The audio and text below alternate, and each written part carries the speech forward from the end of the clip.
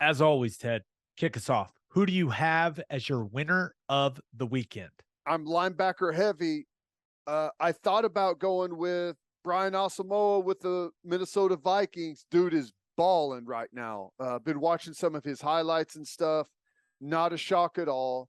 We talked about him, and I've felt for a while that he's a guy that may be a better NFL player than he was a college player, and that's looking really good for him right now. He is making some serious plays for Minnesota, doing a really good job. But I ended up going with the Chicago Bears. They're going to get Roquan Smith at least for this year. He was demanding a trade early in August. He's been doing the hold in, where he's there at the facility but not practicing. Decided to finally get out there and practice. I think he makes like $9.5 million on this final year of his contract. He's not happy, but he's going to go out there and play, and you're going to get a pissed off, trying to make some money Roquan Smith for one season. Take advantage of it for one season. He's gone after that, but at least you're going to get him for 1 year. Yeah. Have you watched much of the Bears preseason? I have not. Justin Fields is going to be in some trouble, man. Oh no, they can't block. It doesn't look like he's got a ton of weapons around him from what I can gather. It's not looking good. And now I know we talked about it, but Roquan Smith is arguably, and I think he is, the best player on their football team. And he's going to be looking out. He's going to be looking out for one thing this year, and that's Roquan Smith. That's right. So we'll see how it goes. But I'm a big vibes guy, Ted. Not a huge fan of the vibes for the Chicago Bears heading into the season. No, it does not seem good. The vibes for next season are even worse because they're going to be without their best player. Yeah. I could just see Ryan Pace being like, "Hey, Roquan is no big deal. Let's go back to the negotiating table," and him be like, "No, I'm going to ball out and I'm out of here." Yeah. I can't imagine that. Like, whenever you piss someone off that bad, it probably at that point isn't going to matter what you throw out there. He's going to be gone. So brutal. Yeah. And I think the Bears have won both of their preseason games, and I've watched a big chunk of a couple of them. And it was one of those things where I was like, I do not like the way it looks offensively. That's how I'll put it. Yeah. Well, that's going to be tough because you're going to have some offense to win it in that division right now. Packers offense is going to be good. I don't know. It's not looking good for the Bears. But at least we get to watch Roquan Smith. Yeah. 1 year. 1 year. All right. Who do you have as your loser of the weekend? I thought about going with Fox. You know, I think Urban Meyer does a fine job, but isn't he one of the most disliked people in all of football right now? He certainly did not enhance his reputation with everything that happened in Jacksonville. Is there really nobody else? I just don't understand, and I really don't care. I'm not going to watch much of that.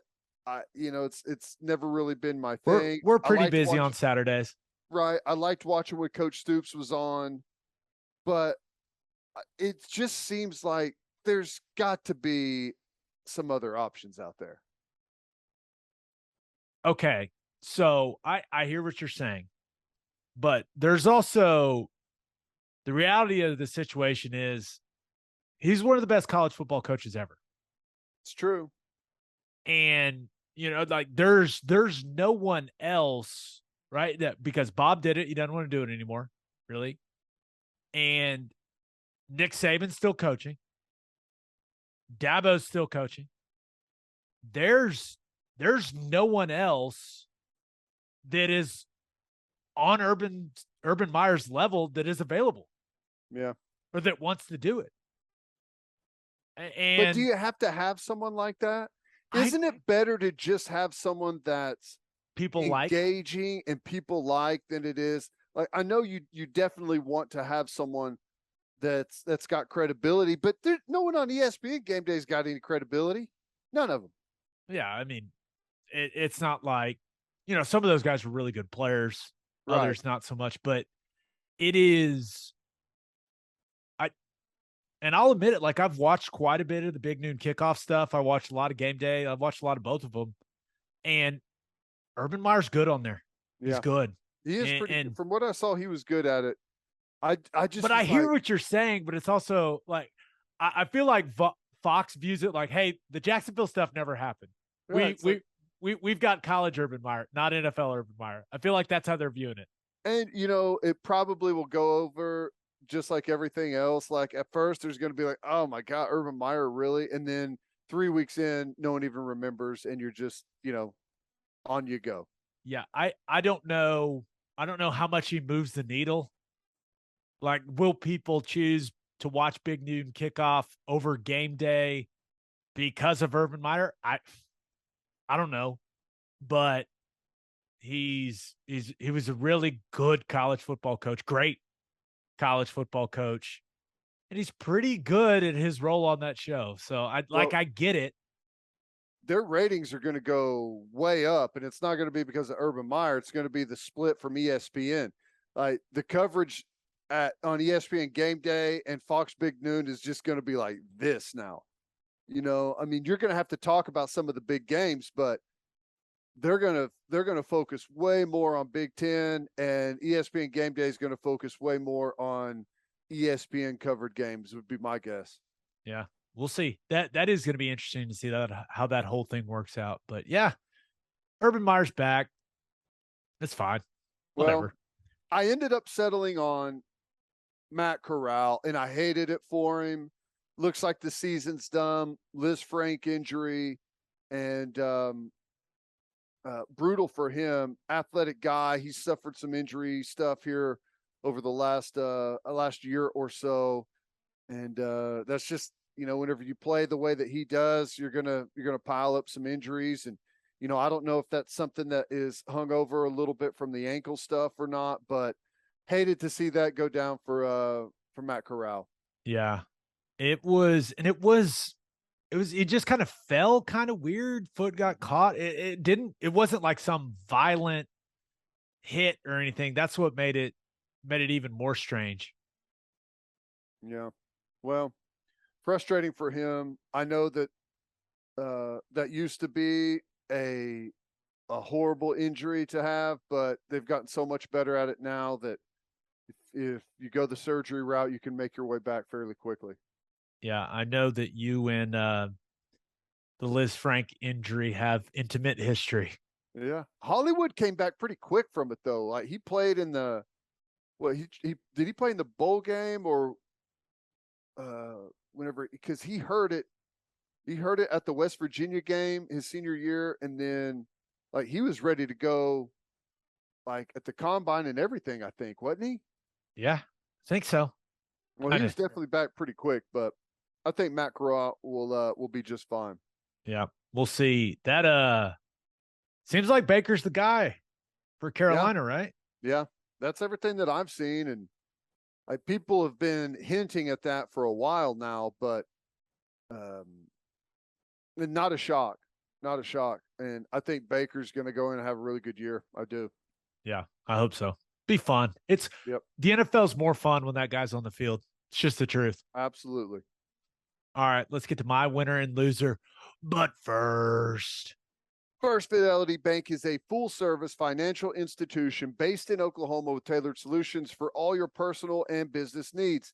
Checking accounts, saving accounts, home loans, and much more. They do it all, whether it's online banking from your computer or mobile banking from your phone. Everything is stress free with FFB. Making mobile deposits, paying bills online, and moving money to different accounts could not be easier. First Fidelity Bank provides free ATMs worldwide, making banking convenient wherever you are. They also give back to the community. FFB donates a total of more than $500,000 to local charities and educational foundations. Make your life easier and go bank with First Fidelity Bank. Visit ffb.com for more information. And if you're a whiskey or bourbon drinker, stop what you're doing. Head to your favorite liquor store and buy some Balcones products. You got to grab some of Balcones Lineage Single Malt Whiskey. It was voted one of the top 20 whiskeys in the world by Whiskey Advocate, and you'll be shocked by how affordable it is. Also, you got to snag some of Balcones Baby Blue Corn Whiskey. It's made from blue corn. That's the fancy corn. And that is why it has won more than 25 awards. Last but certainly not least, you got to buy some of Balcones Pot Still Bourbon. Its big flavors make it the perfect bourbon to drink year round. Remember in 2012, Balcones Single Malt won the Best in Glass competition, beating brands like Johnny Walker and Macallan. This stuff is the real deal, people. If you love great whiskey and bourbon at a great price, then Balcones products are the only way to go. The whiskey may be made in Texas, but the owners are from Oklahoma. To find a liquor store that has it, visit balconesdistilling.com. All right, for my winner of the weekend, thought about going with Albert Pujols. This is getting kind of fun. Up to 692 home runs after a 2-dinger day on Saturday. Going to be fun to see if he can get to 700, Ted. Yeah, he's on a tear. What's happened here? Is everyone just serving him up meatballs now? What's going on? I've seen some theories. One of the theories is that pitchers are just serving him up meatballs because they like the guy. The other is that Major League Baseball is letting him take copious amounts of banned substances so that he feels good. Those are the two internet theories I've seen. He's close enough to retirement where they're not testing him. It's like whatever happens at this point. That is one of the theories out there. But yeah, no, it's fun though. I know we're watching the Aaron Judge home run thing as well, but watching Pujols just apparently find the fountain of youth. It's kind of fun. I'm excited to see if he can get there. 700s. That's a crazy number. Very few. What is there? 3 guys in the 700 club? 4? Yeah, and he's got like 40 something regular season games to go, and that I don't know how many of those they're going to rest him for because he is old. But right, I don't know. It'd be fun to see. Better make that strong push to get to 700. That'd be awesome. Yeah, I also thought, and I'm not a big MMA guy. I'm not. I don't watch a ton of UFC, but I saw the Edwards Usman fight, and wow. I mean, when you're absolutely, if you're Leon Edwards, you are absolutely losing that fight. And to get Usman in the last minute of the last round to knock him out with the kick, it was stunning. I mean, absolutely stunning. And all the reaction videos, I don't know if you've seen the one of Cormier and Rogan. It's incredible. It's incredible. But that was, I was kind of just ho-hum watching it on my phone, and I was like, wait, what? And everyone went insane. It was one of those moments where you're like, man, that's what makes MMA a crazy sport. It's like the guy dominated pretty much everything but that first round, and then gets kicked in the head and put to sleep. It's just like, it's nuts. Brutal stuff. But you're right. Like, that's what makes that sport exciting, is because it just takes one, man. A little bit different. I mean, boxing is that way to a certain degree, but you kind of feel like you know what type of fight you're getting into in boxing right out of the gate. But UFC, it just takes one. A kick, with the small gloves, catch someone in the right spot. You're always just one away. So, no, you're right. Yeah, I'm sure we'll get an Edwards Usman round 3. I hope so, because it was pretty entertaining. I mean, what a finish. But my winner of the weekend, and this one is personal, Ted, because I was there in person in Huntington, West Virginia to witness it. My winner of the weekend is one of my wife's best friends, Alex Bennett. And so for those of you that don't know, I went to Barstool Sports' Rough and Rowdy in Huntington, West Virginia. One of my wife's best friends, a girl that was a bridesmaid in our wedding. She actually lived at our house back in 2015. Like, she lived with us for an entire year. So a very, very close friend was boxing in Rough and Rowdy, and she's the first Barstool Sports female employee to ever box in it. And she whooped her opponent's ass. I saw some of the I tried to check out some of the highlights and stuff, and I saw some of that was pretty cool. That was funny. She she was talking trash out there, spitting out the mouthpiece. Oh, she was in her element. That was awesome. She was probably just repeating the stuff because we had seats right next to the ring. Like, and when she was boxing, were you in a black t-shirt? We were sitting right behind the announcers. I was wearing an OU shirt, just a red OU shirt. And it was when she was in the ring, like we basically were almost in the ring. We were yelling and she was probably just repeating all the stuff we were yelling. Like it was really fun, but I'm extremely proud of her because she had never boxed. She trained her ass off these last couple months, and she was fighting some girl that was from Huntington, West Virginia, didn't know much about her. She's a little stout. I was like, oh boy, but used the link and just whooped her. I mean, just pounded her into submission. And it was one of the most exhilarating sporting events and experiences I've ever had. I walked out of there like on an absolute adrenaline high. It was fantastic. That's so cool. And my hat's off. There is that is like that's the ultimate challenge right there, to put yourself on the line in something you've never done before, with the risk of getting your ass knocked out and physically embarrassed in front of not just like your friends and people at a bar, but the entire world. Like that takes guts. So to be able to go out there and do that, just saying yes and stepping into the ring is hard enough, but to go get the W, that's awesome, man. Unanimous decision. Wasn't even close. She even kind of put the girl in a headlock a couple times and just ragdolled her. It was awesome. But incredibly, problem is she's got to go defend the title now. Yeah, that's the only issue. So we were kind of like, I don't know if backstage is the right way to put it, but afterwards we were backstage, and Big Cat, the guy that does Pardon My Take, which is like the #1 sports podcast in the world, first thing he walks up to, he's like, she was incredible. The only bad thing is like now she's got to fight again.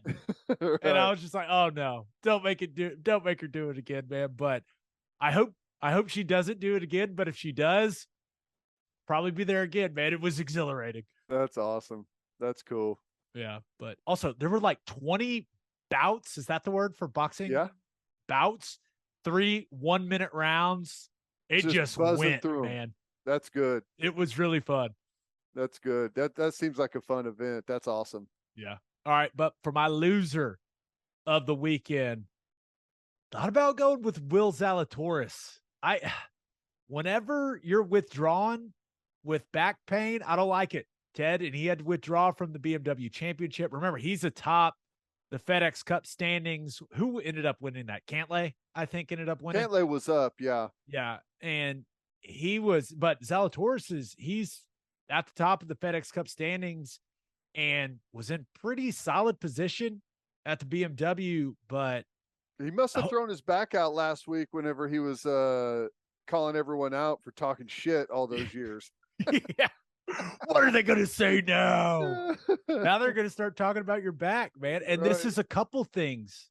Now he's had to withdraw with back issues over these last couple years, but I'm hoping he was just being overly cautious for that tour championship at East Lake coming up, where, what is it, the top 30 guys going at it? Winner takes home 18 mil. Ooh. But Zalatoris only 26 years old. He's too young to be having back issues. What is he doing? He's too young and too small to be having back issues. Do you think maybe that's the issue? Like he needs to add a little girth, a little mass. So because the one thing, and not to get too scientific about it, but like the amount of energy and force your body absorbs when you're swinging a golf club the way that he swings one, like you need to have a little something for that energy to be absorbed. And if it's all being absorbed in his spine, That's an issue. A lot of torque there. A lot of torque for a thin little man. Yeah. I also thought about going with basketball fans in Seattle. Did you see the crossover pro-am? I didn't see any of it, but I saw that it was such a big deal going into the weekend that LeBron was going to go do it, and everyone was all excited about it. Yeah, the crowd was insane.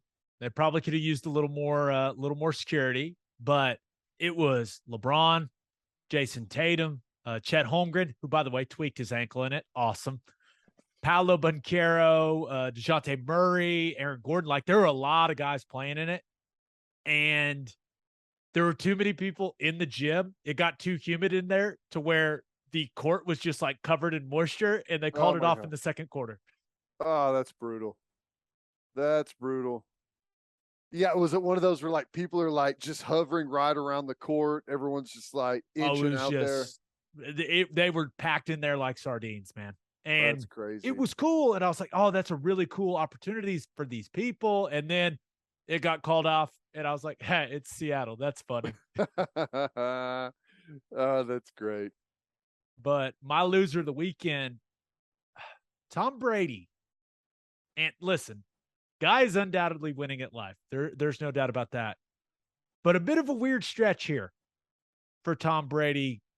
Remember, left Bucks training camp, and I know Todd Bowles said on Sunday that he's going to be back soon, but this is a guy that has a reputation for just being unbelievable when it comes to preparing for a season, and he just kind of disappeared for 2 weeks for personal reasons. And then you look at the offensive line problems they're having, right?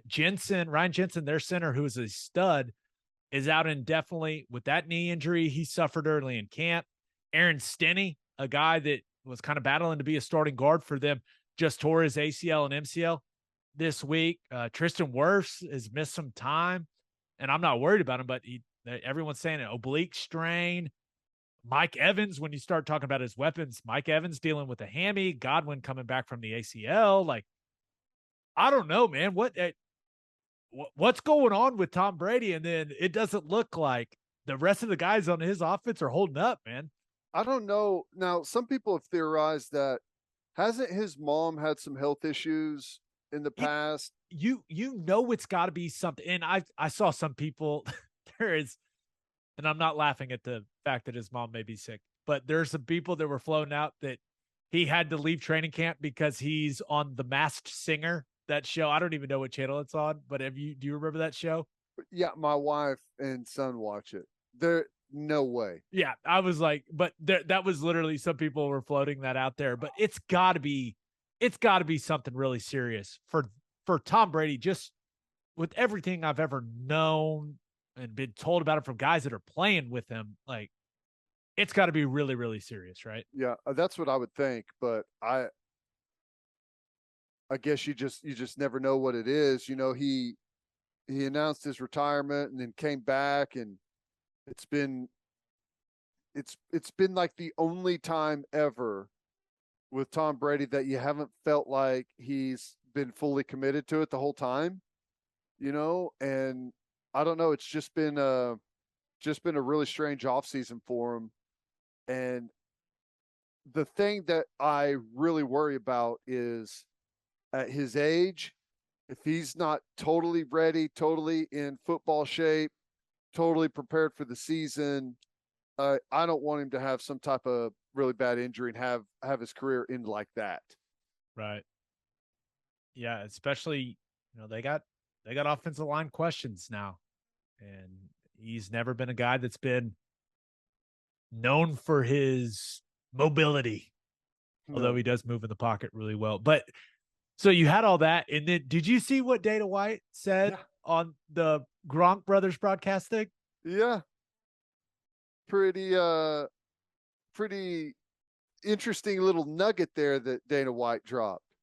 Yeah, so I guess Dana White, and just the way that Gronk reacted to it, it seems like it was true. See, I just read about it. I didn't hear what did Gronk say whenever he he just came out and said that. Gronk basically had this look on his face like, oh my God, you said it. Okay, we're talking about this. And yeah, so if you didn't said it, not me. So if you didn't see it, the Gronkowski brothers had like an alternate UFC broadcast thing. And Dana White told the story that he had basically been behind this deal to bring Gronk and Tom Brady to the Raiders, and that John Gruden killed it at the last minute. So now this has resurrected the clip of Brady saying, oh, you're going to keep that MFer instead of me. Like, so now everyone is talking about that. And was he talking about Derek Carr? And all there's just a lot going on for Tom Brady right now. There's a lot. That's crazy though.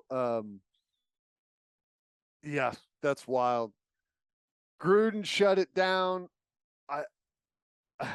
That's wild. It's probably a good thing though for Gronk. I don't know. Gronk in Vegas just I don't know. I'm not sure about that. That would have gone well. Yeah, but it appears that everyone was getting Tom Brady in 2020. Yeah. Right. We've heard like 10 stories now. Yeah. Yeah. Well, I don't know. I guess you can't suspend Dana White for tampering, can you? He's not in the NFL. No. He's like, is he just trying to help Gruden out? He's like, look at this good thing Gruden did. Oh, that's crazy.